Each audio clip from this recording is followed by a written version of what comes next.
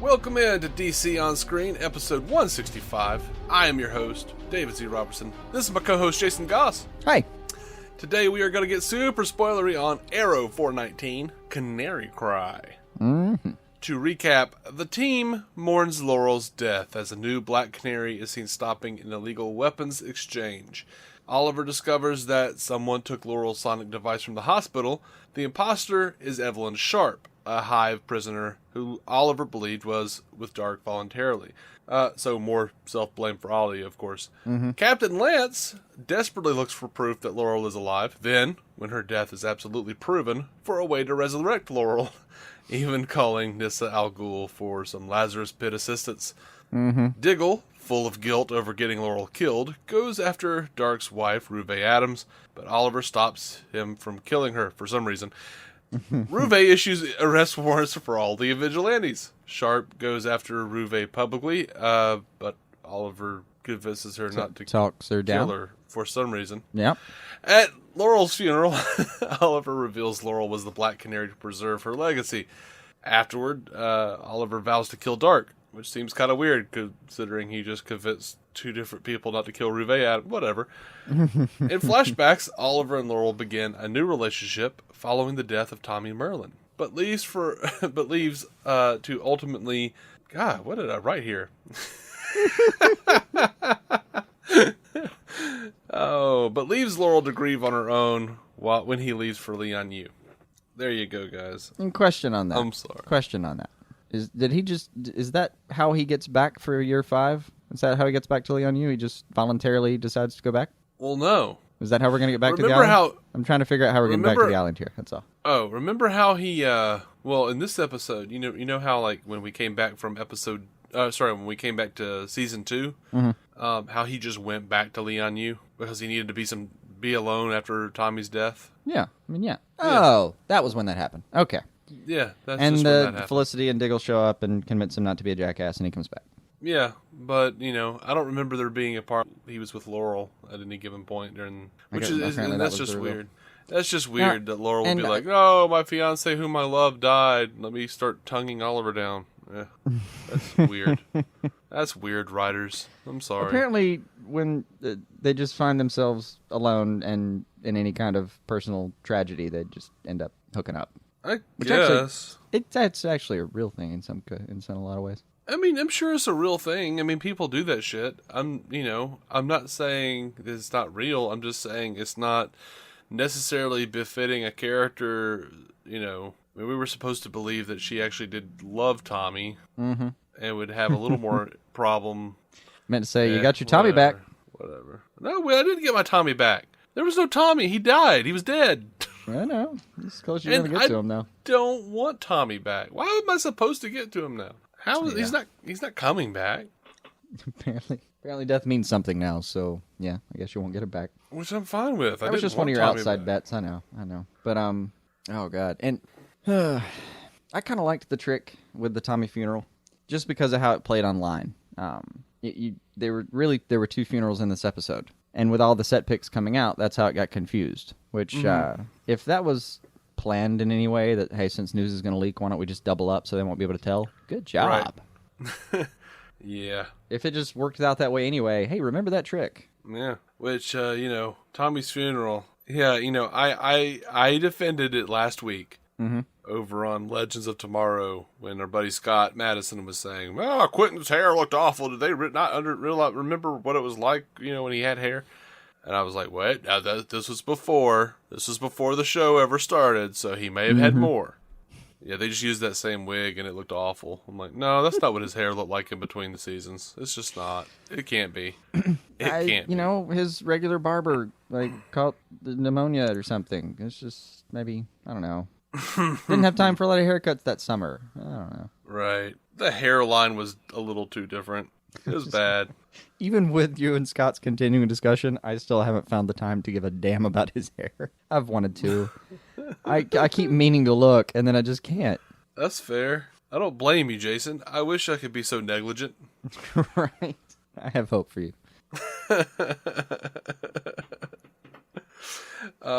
So, yeah, dude, like, in this episode, Quentin has freaking lost it. Yeah, and I loved it. I mean, look at it this way. He made Nyssa cry. And I kind of got the feeling that it wasn't so much that that she was, crying for her loss of Laurel. I mean, because they were friends in some capacity, at least at some point. I got the feeling that she was crying for Lance because he had just clearly gone off the damn deep end. Mm-hmm. So far gone that she thought it was a pathetic sight. That was really touching. Yeah. I mean, oh man. And when he gets to when he finally has the realization, when Oliver finally convinces him, she's my rock, and then he goes to she was my rock. You hear that conversation, just, oh, damn, dude. Yeah, he did a good job. His delivery of the line, the simple line, I can't do this, was just fucking Paul. Good job, buddy. Mm-hmm. Yeah. I got misty, man. Oh, yeah. I was choking By the up. way, he hairline aside, he killed it for this episode. Killed it completely. Right. And yet... You can't make a hairline act. That's all. Right. When Oliver takes him to look at the body... Oh, yeah. I wrote... I was laughing when I wrote this. Look at the body, Quentin. I'm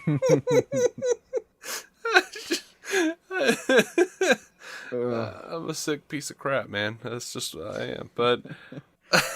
But... Dude, at that juncture, I was a little teary but I was also like, no, please just look at the thing. Please don't keep going on about this for the rest of the season that she's still alive. Look at the body, Quentin. Right. Make sure your contacts are in and take a look. I like Laurel's doctor though. Oh, yeah. That's my favorite part about this episode. He has a night nurse now. Mm-hmm. Because the way that doc, there's just a little side glance up front, and you kind of think, is she gonna end up knowing about this? Because that'd be great. And then they have a perfectly straightforward conversation. I mean, it's all on the table. Loved that so much. Mm-hmm. It was good. I mean, if she was, if they brought her in as a semi-regular every now and then, that'd be great. Mm-hmm. I'd be down for that. She was actually pretty good. Yeah. And we did get Kingston. We did, and it was real weird. Like, I'm always reminded of how little chemistry Kingston and Lance have together. Well, whenever I see them together. I agree, but they shot their faces separately. You see Dinah's face, and then you see Lance's face. So I didn't have to look at them together as much. And their separate single response, like them crying, was another one of the. They're both very good separately. That's what I'm saying. I don't know. I seem to see them together a lot. The angst I don't know. Was wonderful. Yeah, but their lines were bad. Yeah, they were. I couldn't get into it. They were. Like, Alex Kingston's lines were really bad, especially. Yeah, I know. That part I didn't enjoy. I'm sorry, but Kingston. They keep cutting back to him during Oliver's speech, and at that point they're done talking. They're just showing how much it's a mixture of pain and pride. That again, Paul Blackthorne absolutely nailed it. Mm-hmm. And I really, really enjoyed. I mean, this was just plain a good choice to me. It was actually revealing her identity as the Black Canary to save her reputation. Mm-hmm. Good choice. Good call. Maybe it was. I don't have any problems with it on its face. I actually want to think about it a little more, but before I decide it's a good call. But it doesn't matter what I think. Honestly, it doesn't. Oh, don't listen to me. People listening to my opinion on a podcast. Keep listening. They'll bring it up. They'll bring it up. I think they will, at least. It feels like something that now that they've got somebody outed, it feels like something they're going to talk about as like the public's response, like how the people of Star City responded a little bit. Yeah, I'll enjoy it. Maybe. By the way, I meant to ask you this: did I just miss it, or her full name is Dinah Laurel Lance? Absolutely, yeah. Did we know that before, or did I just forget that? You forgot that. We knew that before, yeah. Okay. Yeah, they just chose to call her Laurel because they cannot stand it. They have to change something. Starling City or something like that. Yeah, Star City sounds stupid. We're going to make it Starling City. Okay. Right. Oh, look, this is Star City now. More like The Flash. I was just curious about whether you knew this, because I once I started thinking about it, I realized I have no idea. If a mother passes a name on to a sister, do you junior that? Is it only males? I've never thought about it before. I don't know. I don't know that it's ever come up. I don't know, but in the comics it was, precedent, so they didn't call her Junior. I don't think you call females Junior, but no. If there's a mechanism for that, I don't know about it. Yeah, I don't know. A giant list of things I don't know. On the giant list of things Jason does not know. Like, why a SWAT team would be so unresponsive to someone just grappling out of the room. Right? What did he say? I saw this in a movie once? Is that what he said? I think he said, I've already seen this movie, or something like that. Oh, I've already seen this movie. Okay. Yeah, it was one of those lines. Actually, It wasn't as bad as what you were thinking. Let's put it that way. Okay, yo, I didn't remember him saying anything. Like, Bethany was like, whatever that was he said about I saw this in a movie once. She was like, was that a reference to Batman Begins or something? It's like, I don't know. I don't remember him saying that. I think I just blocked that out of my head. Right. I was too busy writing down, why can they not shoot him if he's grappling? Yeah, they don't even raise their guns. They're just like, oh, he's gone. Look at him going up. He's going up. He's going up. It's still within shooting range, and he's gone. Why aren't you shooting? I don't understand. We were only trained to shoot at a one angle. Right. We never did 45-degree up target practice. I'm sorry. We're only trained for what we're trained for. Right. There's a bit in this episode where Oliver is talking to Felicity, and he says, sometimes we just need a reason when a situation is completely unreasonable. Like, nope, it was John's fault. Actually, my one of my first notes when they were talking, like Oliver's telling Diggle not to blame himself, I really just wrote down, no, Ollie, blame Diggle. And like later, Felicity's feels so bad because she let John think it was. And like, I understand it's not. Don't get me wrong. If you had a friend who had done this, you know, you don't want them to blame themselves too. Let's put a cap on the personal, on the guilt. Right.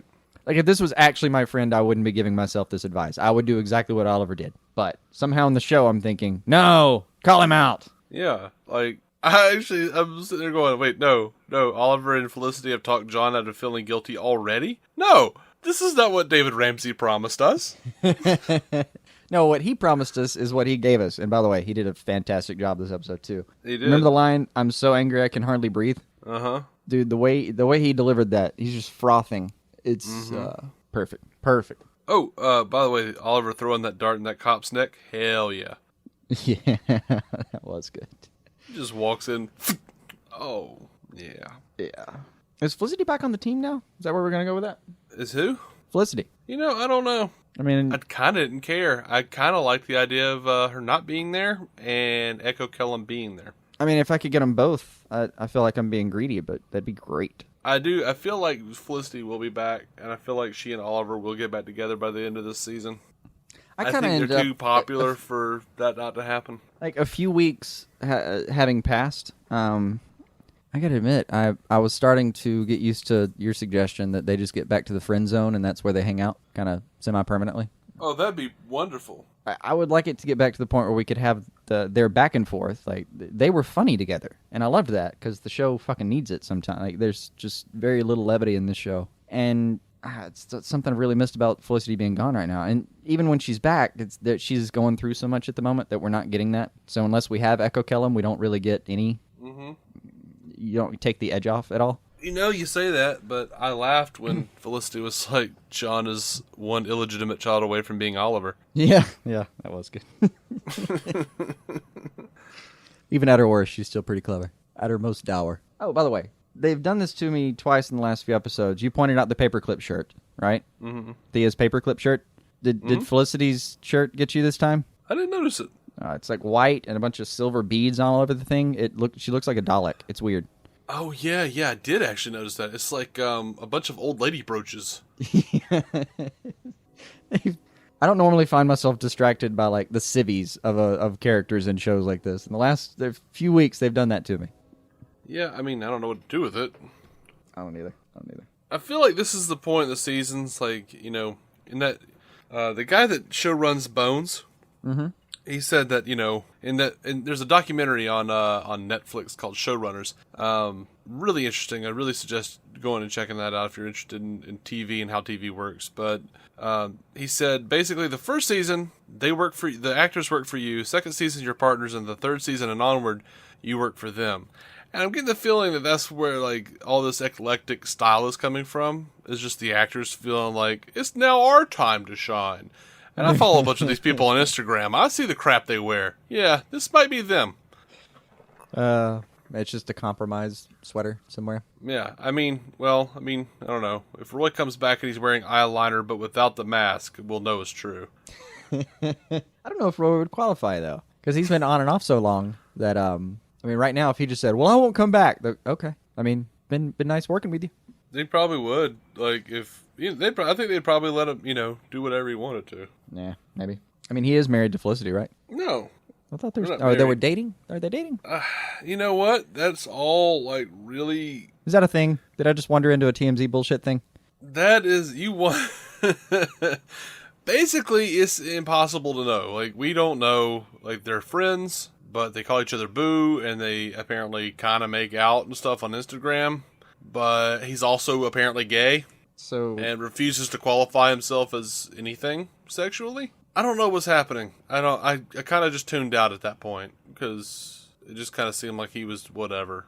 So we're way past will they won't they with that. Okay, yeah, we've wandered into a TMZ bullshit territory. I shouldn't. I apologize. I apologize hugely. That's my fault. It's okay. It's okay. It's confusing, but it's okay. I don't know what's happening. I mean, I'll accept blame because if I can blame myself, at least it's a reason. Well, importantly, I wish them luck. Whatever it is those kids are up to. I don't know what's happening. Yeah, I don't know. You go do you. I don't know what's happening, but I can get us back to something Felicity show related. Okay. I have never been so excited and confused by a hope speech, which is what she gave. Okay. But it's a hope speech about murdering a motherfucker.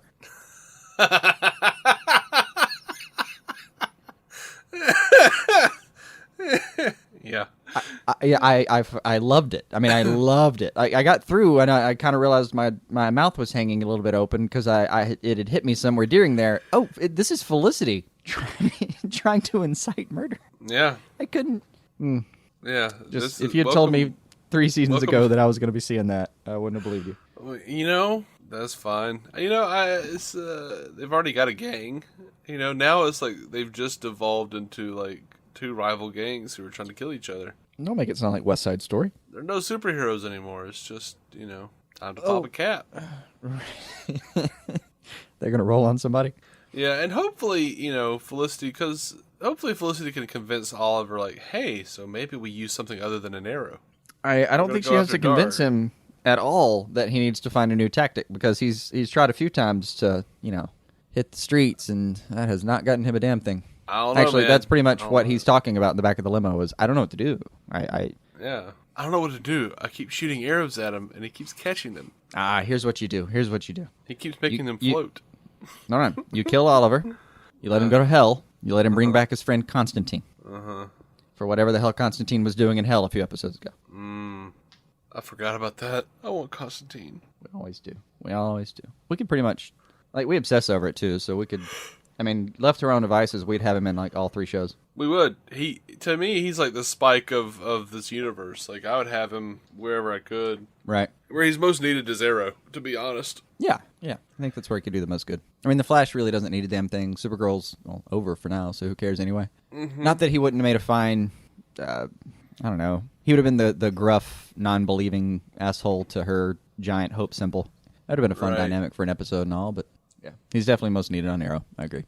Or at least season 2 of Legends of Tomorrow. Yeah. Well, yeah. Let's see you flip-flop on Constantine, Kendra. They'd be like, oh, love, was never... No, we weren't going to do that, love. No. That was a bit of a shag. That was all that was. Right. I don't know why Constantine in my mind is Austin Powers when I do him. It's just... He would say bit of a shag. You sting-looking prick, you. All right, that's all I got for this episode of Arrow. What do you think? Yeah, great acting this week. Just really phenomenal. Yeah, they mostly knocked it out of the park, honestly. Yeah, and I didn't want to do a full flashback episode. I thought the Tommy mechanism actually helped kind of take the edge off that for me. I didn't just want to be bouncing back in time the whole time. I wanted them to stay in present tense, and they did. I knew there'd be some flashbacking, but I didn't think it was too much. Mm-hmm. I think what I would have liked more than the Tommy thing is if the flashback had not been based on, if Oliver hadn't been there at all, if it had been like Sarah's funeral the first time around, and something Laurel said to her father got him through this time. That would have been a nice touch. Hopefully he'll get Sarah back eventually. Maybe she won't be the one that perishes over in Legends. Yeah, well, I'm good. Her fate is in your hands, writers. Mm-hmm. Well, probably not by writers by now. I'm sure their job is pretty much done at this point. Right. They've got like 3 shows left. It's in your hands, editors. Yeah. Anyway, we are DC On Screen. Thank you so much for listening. You can find every episode on DCOnScreen.com. Be sure to subscribe to us on iTunes, Stitcher, or wherever pods be caught. We are proud members of the Giant Size Team Up Network. GiantSizeTeamUp.com for them. Check out the other awesome shows on the network, including our sister show, the Marvel Cinematic Universe podcast, hosted by our friends Matt Carroll and Jeff Randall. Our next episode will be reviewing Legends of Tomorrow 113 Leviathan. Until then, keep some DC on your screen.